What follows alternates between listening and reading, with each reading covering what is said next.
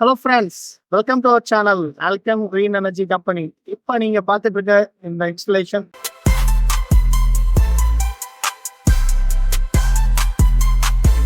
TOPCon technology use பண்ணியிருக்கோம்.